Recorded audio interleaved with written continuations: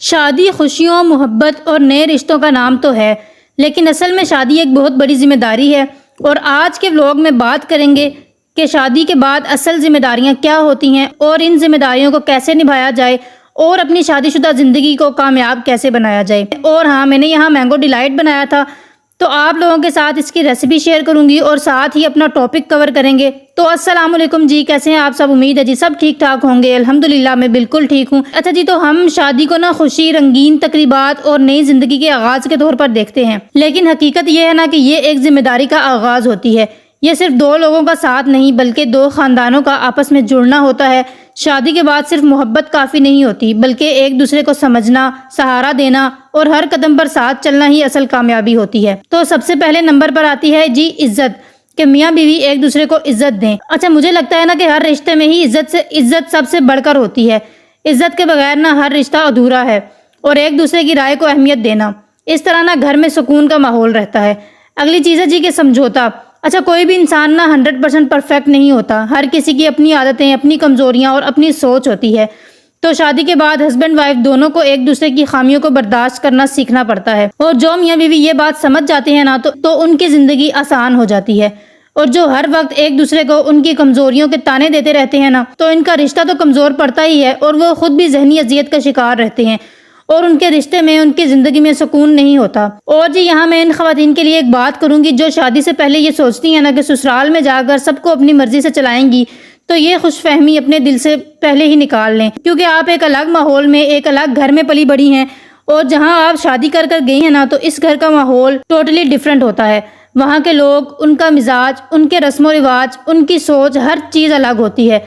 तो वो आपके मुताबिक कभी नहीं चलेंगे और ना ही आप उन्हें अपने हिसाब से चला सकती हैं। तो आपको ना उस माहौल में एडजस्ट करना पड़ेगा। यही समझदारी होती है कि अपने आप को उन लोगों के माहौल में ढाल लिया जाए ताकि आपकी ज़िंदगी आसान और पुरसुकून गुजरे। अच्छा, मैंने आपको ना यहाँ इसकी थोड़ी सी रेसिपी बता दूँ। अच्छा, मैंने ना 4 आम ले लिए थे और इनका छिलका उतार कर उन्हें कट कर लिया था और आमों को ना ब्लेंड करके एक स्मूथ सी प्यूरी बना ली थी, पेस्ट बना लिया था ब्लेंडर में।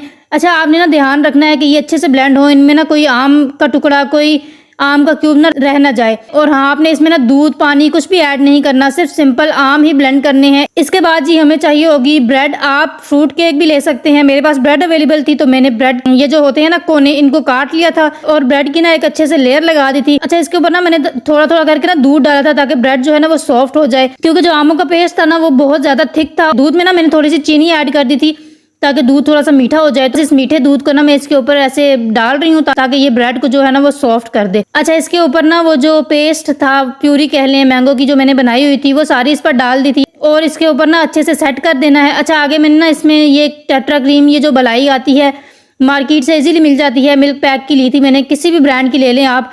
इसको भी ना अच्छे से बीट करके एक लेयर इसके ऊपर लगा दें। अच्छा, मैंने जब पहले ये बनाया था ना तो मैंने दूसरे तरीके से बनाया था कि आमों को जब मैंने ब्लेंड किया था ना तो ये क्रीम जो है वो मैंने उसी के बीच में डाल दी थी, तो ये आम और क्रीम दोनों मिक्स हो गई थी। लेकिन अब ना मैंने इसको अलग अलग लेयर करके बनाया था कि आम की लेयर अलग से थी और ये जो क्रीम थी ना इसकी लेयर अलग से थी। अच्छा, इसके ऊपर ना इसको भी अच्छे से सेट कर देना है और जी बस ये रेडी था तकरीबन। इसके बाद बारी आती है जी इसकी डेकोरेशन की।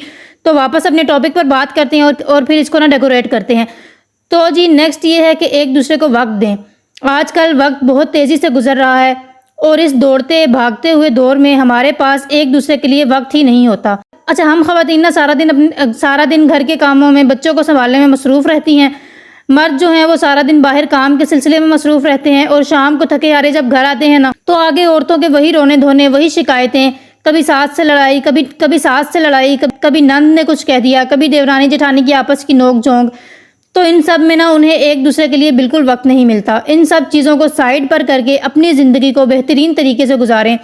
अपना ये जो जॉइंट फैमिली सिस्टम के ये जो रोले रप्पे हैं ना, इनको ख़त्म करें। अपने आप पर तवज्जो दें। रिश्ते तवज्जो और वक्त मांगते हैं।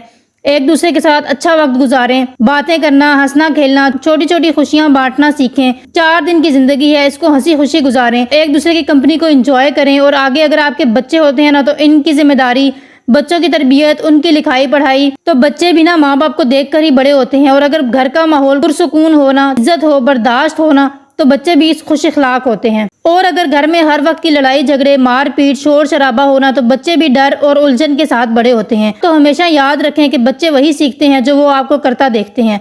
आपकी तरबियत सिर्फ नसीहतों से नहीं बल्कि आपके रवैयों से होती है। तो एक शादी तभी कामयाब होती है ना कि जब दोनों तरफ से शुक्रगुजारी, हमेशा हर हाल में अल्लाह ताला का शुक्र अदा किया करें। तो एक दूसरे की छोटी छोटी खूबियों को देख कर शुक्र अदा किया करें, तो ऐसे जिंदगी में ना सुकून रहता है। शादी का मकसद सिर्फ साथ रहना नहीं होता बल्कि अच्छे तरीके से ना एक दूसरे के साथ चलना होता है। अच्छे बुरे वक्त में एक दूसरे के साथ खड़े होना होता है, एक दूसरे का ख्याल रखना, एक दूसरे को इज्जत देना। और जी आखिर में याद रखें, शादी एक खूबसूरत सफ़र है, लेकिन ये सफ़र तभी आसान और खुशगवार बनता है जब दोनों अपनी अपनी जिम्मेदारियां समझ कर निभाएं। जिंदगी के हर मोड़ पर एक दूसरे के साथ खड़े हों। तो जी यही वो राज है जो एक शादी को खुशी, सुकून और कामयाबी में बदलते हैं। मेरी दुआ है अल्लाह ताला हम सब की शादीशुदा ज़िंदगी को आसान और पुरसुकून बनाए। तो जी वापस आते हैं रेसिपी की तरफ। तो मैंने इसकी ना डेकोरेशन के लिए कैंडी बिस्किट के 2 पैकेट लिए थे। तो इनको ना अच्छे से ग्राइंड करके इनका पाउडर बना लिया था। तो मैंने वो चारों साइड्स पर लगा दिया था, स्प्रिंकल कर दिया था। और थोड़े से आम मैंने बचा लिए थे, इनको ना छोटे छोटे क्यूब्स में कट करके ना ऐसे दरमियान में डाल दिया था। तो जी ये मज़ेदार सा मैंगो डिलाइट बनकर तैयार है। अच्छा, आप ना अपनी मर्जी से भी इसे डेकोर कर सकते हैं। मुझे ये समझ आया था तो मैंने ऐसे ही कर लिया था। और इतनी कोई खास डेकोरेशन का आइडिया है नहीं, मुझे आती नहीं है। तो बस मुझे यही थोड़ा बहुत समझ आया था तो मैंने इसकी ना ऐसे डेकोरेशन कर दी थी। और जी बस यही था आज का व्लॉग। आई हो आप लोगों को पसंद आया होगा। मेरी बातों से आपने लाजमी कुछ ना कुछ सीखा होगा।